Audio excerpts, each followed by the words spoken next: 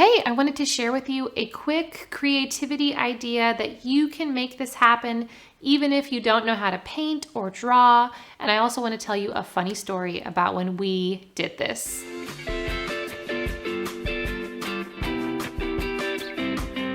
Welcome to Celebration State, where we help Christian creatives to grow in their creativity and in their love for God.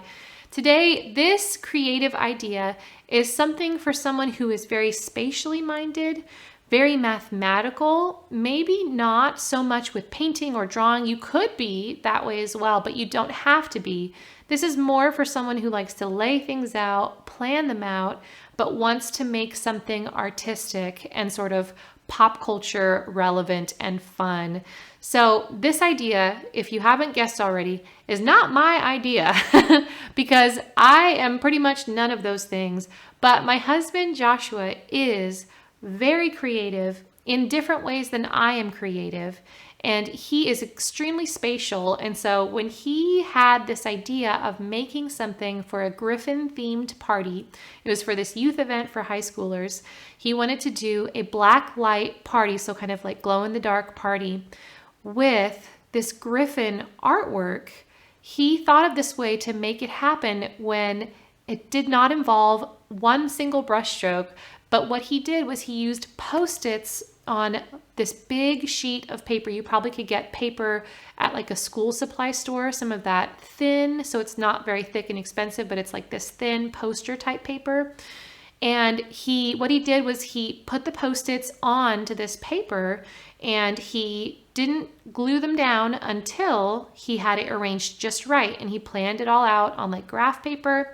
And he had them all arranged. Once they were arranged the right way, we glued the flapping end, the end that doesn't have the sticky on it. We glued that down, and it was just awesome because Post-its usually are kind of neon, and so most Post-its will show up really well under black light. So this is really fun because it has a vintage 8-bit look so that it looks like it's made from one of those old video games. They loved it. It was so much fun. And some recommendations that I have for you if you want to do this project are to use paper. First of all, get that cheap paper I was just mentioning at the school supply store. You know, they have those big rolls of it. You would just have them get some for you and tear it off and then you'd take it home. But get some of that paper, make sure it's dark enough that it's not going to react to black light because you want your Post-its to really pop and you don't want the paper that it's on to interfere with that. The other thing is, and this was really smart of my husband to do, was to get a little blacklight flashlight or whatever blacklight you're going to be using for the party and be testing your paper with that before you use it, maybe even before you buy it if you can. But make sure that you've tested all that so you can tell what the paper is going to look like under black light. It might surprise you. Things that should be a certain color under black light, for whatever reason, somehow the pigments react and they just look a little bit different. So make sure that you're testing that as much as you can. The other thing is the gluing process does kind of take a while.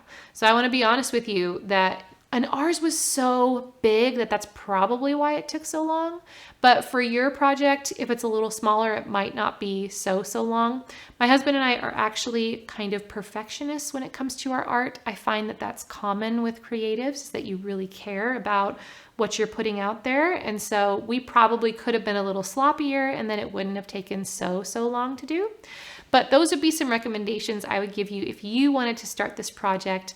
All that you need is to just try to simplify whatever object it is that you're trying to create with this Post-it 8-bit style into its basic shapes, just kind of like one of those old video games, and try to use basic colors as well, and you're on your way. The funny thing I wanted to share with you about this is that, so when we made this, he was working on this thing so long, and he was so tired, and we were all tired. We wanted to just go home. He was going to stay for the party for the high schoolers, and we were going to go home, but he had gotten the posters like mostly set up in the room that they were going to be in this other building, and we were over in this building over here on the same campus, but it was separated, by the outside, like maybe like 75 feet of outdoor walking.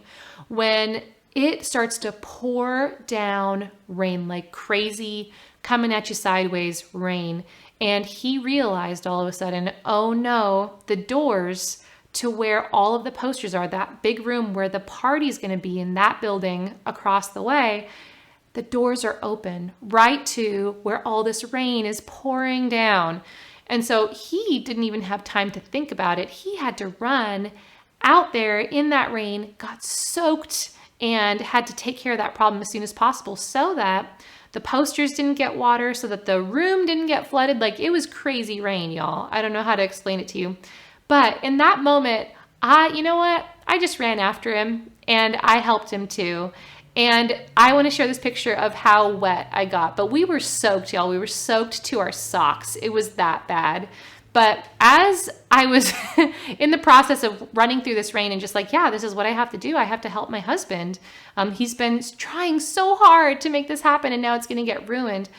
It occurred to me that not everyone would do what I was doing. And that's not to like brag or talk myself up, but just kind of a marriage side point, like especially like coming in to this creativity struggle, which many of you probably know what I'm talking about. But even if your spouse is not creative, they have things that they care about, that they put a lot of attention and time towards.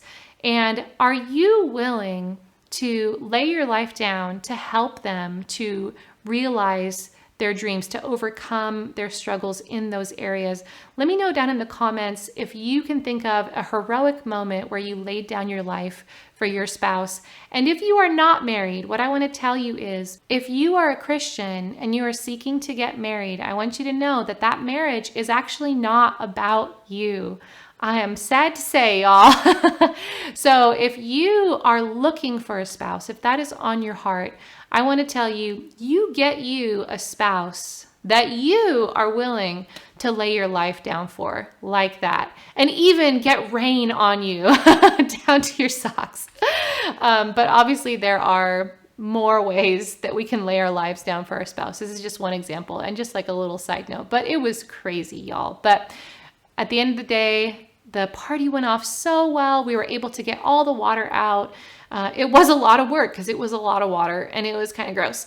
But the posters were totally fine and they were a total hit and a success. And his project came into fruition. And so it was just this big rewarding moment for him. So I hope that we'll get Joshua on this channel in the future. Let us know always if you have ideas of what you would like to have guidance on in how to grow in your creativity and in your love for God. If you want to come on future creative adventures with us, please like this video, subscribe to our channel. It really helps us out a lot. Even share this with other people that you think might benefit from this, people who are creative but also spatially minded. Thanks so much for watching, y'all. Be so blessed.